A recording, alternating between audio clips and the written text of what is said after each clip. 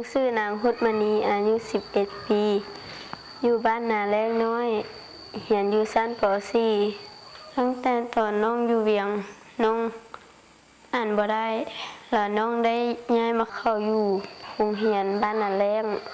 เข้าอยู่นี่น้องอ่านได้เขียนเป็นแด่ย้อนว่าน้องได้อ่านปึ้มกามีตาทุกมื้อน้องมาโรงเรียนนายครูจะบอกให้อ่านก่อนจะเรียนหนังสือย้อนว่าเราเข้าเรียนอยู่เวียงจันทร์แล้วเรามาคัดเรียนหลังจากเราได้มาเข้ายุงเรียนแห่งนี้ในครูได้นำพาเราอ่านปึ้มกามีตาหันโกนเพราะว่าเราประกอบสระพยัญชนะบ่ได้แล้วก็ได้นำพาเราอ่านหันแล้วก็เริ่มได้ขึ้นมาทุกๆมือตอนเช้าเนาะก่อนเข้าห้องในครูจะได้แนะนำนักเรียนอ่านปึ้มอยู่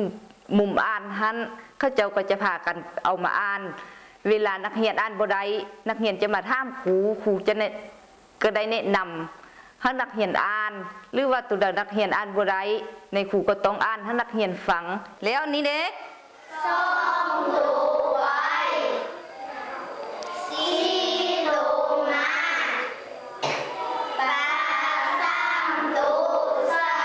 สีปลาอันนี้ปลายัง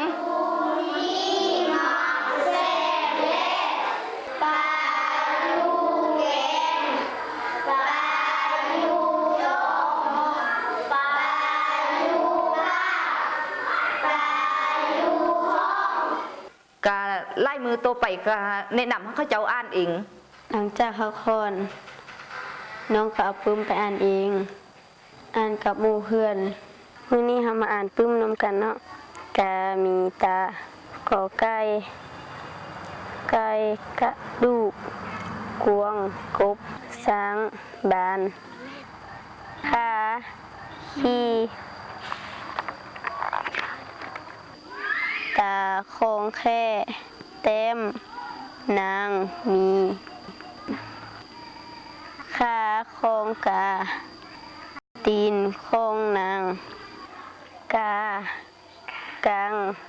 ดาบดาวเด็กข้าพเจ้าเป็นผู้อำนวยการโรงเรียนประถมโรงเรียนนาแรงน้อยทั้งสั้นในการเป็นผู้อำนวยการมานี่ก็พอดีได้20 ปีแล้วทั้งสั้นหลังจากเราได้ปึ้มอ่านจากอันโครงการไอ้หนูน้อยมาเนาะโอ้นักเรียนนี่ก็มีความจุบเจ้าเฮาหันต่อการทำเรียนเป็นต้นมันมีมุมอ่านอยู่แต่ละห้องหลังจากอ่านปึ้มแล้วนักเรียนก็มีความสนใจเนาะมีความรู้เพิ่มขึ้นตึมเฮ็ดให้การเรียนแต่ละเดือนหันได้คะแนนดีขึ้นย้อนว่านักเรียนได้อ่านปึ้มต่างๆนะที่ว่าเราอ่านผ่านมาหันได้ดีขึ้นเรื่อยๆนะ